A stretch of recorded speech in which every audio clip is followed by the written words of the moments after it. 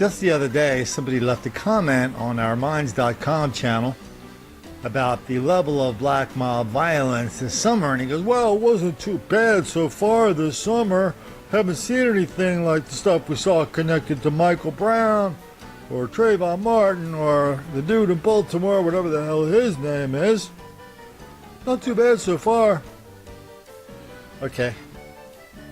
You know, most of the stuff we report here, even during episodes like Trayvon Martin and Michael Brown, most of the episodes of large-scale black mob violence do not have a political content. There are not people walking around with signs going, burn baby burn down with honky, I don't like white people. That's not what this is about.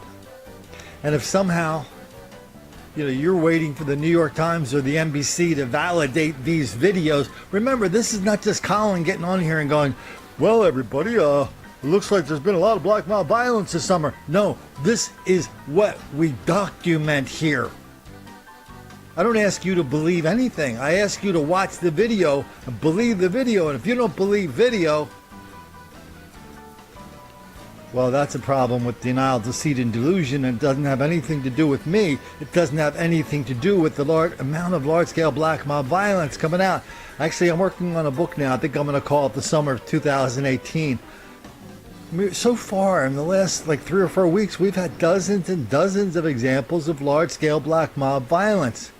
Here are 4 or 5 stories that just happened, that just popped up in the newspaper today. I thought I was gonna die at first because they were just stomping on me and kicking me for a minute. Jumped by 12 teens as he walked home from school. It just happened all right here. A freshman at Sheldon High who didn't want to be identified said it happened last month as he left a school dance on a trail used by many students. They started punching me. Blindsided and then robbed of his Jordans. They took my shoes, picked me up, and threw me in the puddle, and then took off. The suspects tried but couldn't get away with his cell phone or belt, but they did leave him bruised and battered. It was bad. If they do this now, imagine what they'll do when they're older. And this isn't the first time it happened. Last week, another teen was allegedly jumped by a large group and stripped of his shoes and his pants in the same exact area.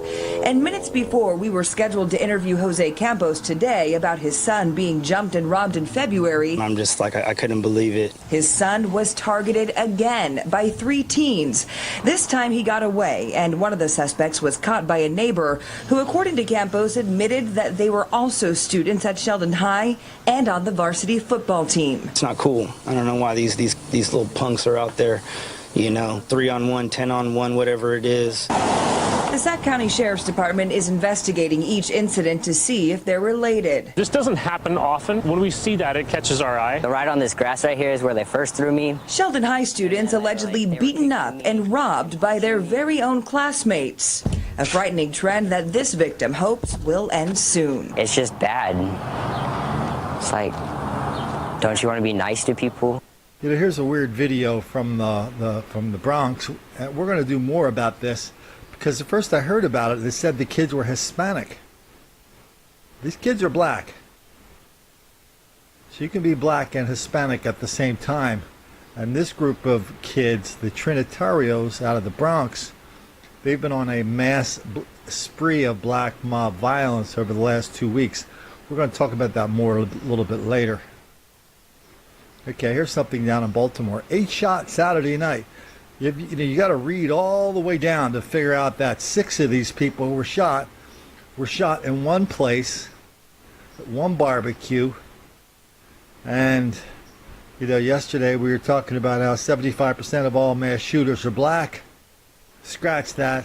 I guess the number's 76% now.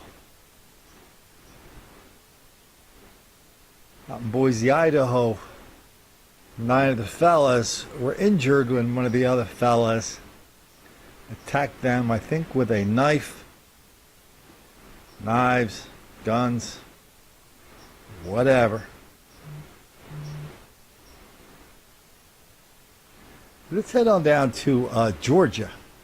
Somebody down in Georgia got this great idea of having a county versus county something or other, whatever it was they were doing. It took place in one of the clubs. by the time this thing was over, whatever it is they were doing, 8 people were shot. And everybody was going, well, it's a real tragedy. We don't normally see things like that among black people in this country. Yeah, okay. Let's finish this up with a little story down in St. Louis. Again, it's one of these stories where right in the middle of some kind of war zone, where the people who live there look at the camera and go, man, I don't even know what's going on here. Didn't think it was a big deal. Didn't think it happened around here. It's kind of my first time seeing something like this, so it kind of came as a shock as to the fight broke out of nowhere. Micah and Malika Ray were inside the St. Louis Galleria when that fight started around 3:45 Saturday afternoon. While police aren't releasing many details, witnesses tell me upwards of 10 people were involved in a physical altercation. And at one point, someone got pushed into glass that shattered. They came from the bathroom, went up the escalators, and then the fight broke out. She says mall security tried to break up that fight, but they must have called for backup because law enforcement from around the county came out to help secure the scene. This incident comes just 4 hours after another violent situation at the St. Louis Galleria that involved heavy police presence. Richmond Heights police say someone was stabbed around 11:30 Saturday afternoon when a man got into an argument with someone inside the Foot Action store. That fight turned physical, and the suspect stabbed the man in the leg. Police say the suspect ran off with 2 friends. A shopper inside a store describes the chaos. There were people running back into the vestibule area from the parking lot. And they were saying, oh my God, we heard gunshots. So everybody just came back in the Galleria. So then the Galleria security came and they were like saying, don't go out there. Don't anybody go outside. On the scene, you can see several evidence markers scattered.